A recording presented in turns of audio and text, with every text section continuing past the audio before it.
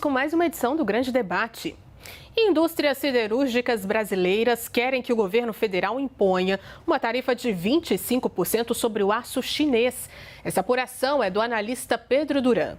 O objetivo seria compensar o efeito da tarifa imposta pelo presidente dos Estados Unidos, Donald Trump, e a medida funcionaria como uma resposta para proteger a produção brasileira, que deve perder competitividade no cenário internacional.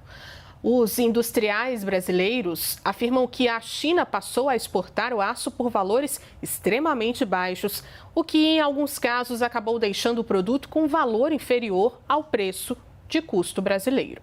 Isso fez com que as importações de aço chinês para o Brasil subissem consideravelmente nos últimos anos. Em entrevista à CNN, o presidente do Instituto Aço Brasil, Marco Polo Lopes, alertou que o Brasil já enfrenta uma avalanche de aço chinês. Vamos então ao debate por aqui, começando agora por Cardoso. Trump joga a América Latina no colo da China com essa taxação? Olha, eu tenho dito isso aqui já há algum tempo, até no Grande Debate, que eu acho que essa medida de Trump, ela, além de jogar contra a própria economia norte-americana ou estadunidense no primeiro momento, ela vai jogar também por um possível isolamento dos Estados Unidos no mercado internacional, o que é péssimo para a afirmação do poder imperial que os Estados Unidos pretende manter. Então, eu acho que isso pode ser um problema delicado. Agora, traz um problema também para os outros países que são atingidos por essa taxação. Essa reivindicação das indústrias brasileiras, ela, me parece, ela já é anterior à própria taxação de Trump. Então, ou seja, não é que ela começou agora. Havia uma avaliação de que o produto chinês estava entrando no Brasil de uma forma muito forte, então que se queria um aumento disso para proteger o mercado brasileiro. O mercado brasileiro que, inclusive, é explorado por multinacionais. Claro, vamos ter clareza dessa situação também. O governo ele tem que olhar isto com muito cuidado, porque se por um lado ele tem que proteger o parque industrial brasileiro, de outro lado ele também não pode tomar medidas que elevem a inflação, que elevem o custo daquilo que está sendo posto para o brasileiro. Né? Que é o que Trump tem feito. Ele está pouco se lixando do que vai acontecer na economia, ele quer afirmar o seu poder imperial, etc., aquela arrogância que ele tem demonstrado. Eu acho que o governo brasileiro tem que tomar muita cautela em relação a isso. Se, por um lado, ele tem esta situação de restrição aos produtos brasileiros, o que exige uma readequação de situações, por outro lado, ele também não pode tomar medidas que acabem comprometendo a estabilidade econômica e aumentando a inflação. Então, o governo brasileiro tem uma difícil tarefa pela frente. E acho que a melhor maneira de fazer isso é chamar os próprios setores empresariais, dessas empresas que produzem, algumas inclusive multinacionais, e dialogar com elas. Falar, olha, vocês podem praticar que preços? Vamos ver efetivamente a situação que está posta. Eu não posso ter uma situação de elevação de custos no Brasil, porque esse tipo de produto, esse tipo de insumo afeta o desenvolvimento diretamente. Então o governo tem que agir com equilíbrio, sem passionalismo, vendo o que é melhor para o país e para o cidadão e para a cidadã brasileira. E também para a nossa própria economia. Isso tem que ser pensado pelo governo sem esses rompantes trumpistas que têm acontecido. Ah, não, então agora eu vou fazer represália, agora eu vou fazer represália também à China, etc. Os empresários estão na deles. Eles querem manter a sua situação de mercado com os ganhos que aquilo que querem e acham devido. Agora, vamos olhar a realidade como ela é. Os chineses produzem um aço mais barato? Quais as consequências disso para a indústria brasileira? Ah, sim. E para o consumidor, quais são? Como é que afeta a economia se eu aumentar a taxação da China? No fundo, essa é uma situação que o governo vai ter que se defrontar.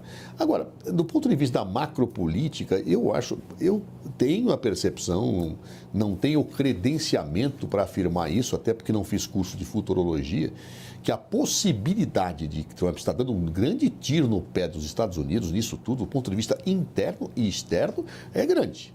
Claro. Vamos ver se ele vai manter, se ele vai recuar, porque às vezes ele morde, assopra, morde, como aconteceu no primeiro mandato dele, né? Ele baixa a talha, depois, vamos negociar aqui.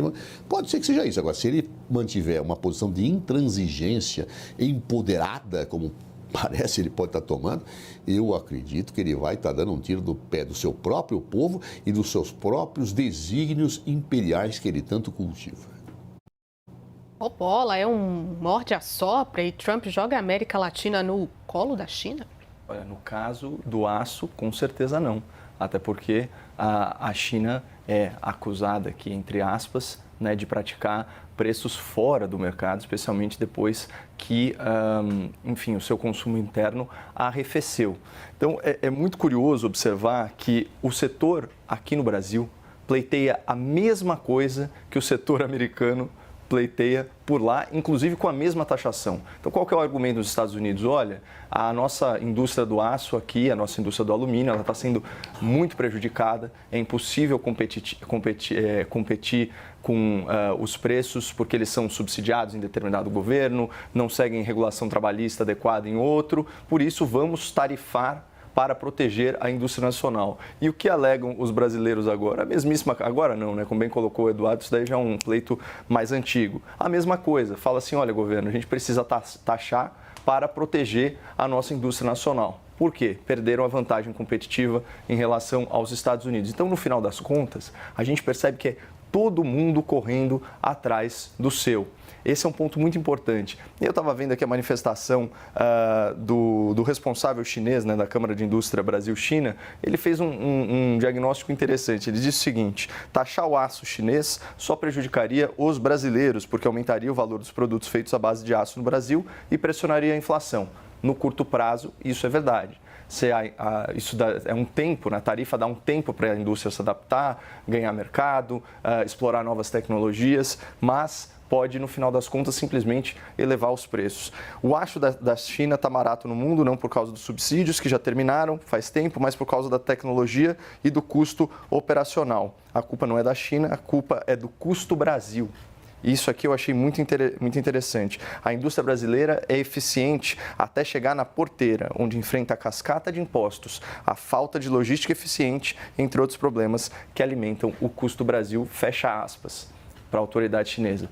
Então, aqui a gente tem uma análise diferente, né? Ao contrário dos Estados Unidos, a gente tem grandes medidas que podem ser adotadas para tornar os nossos produtos mais competitivos e eles passam sempre pela redução de impostos, pelo aumento de infraestrutura, né? E isso cabe ao governo.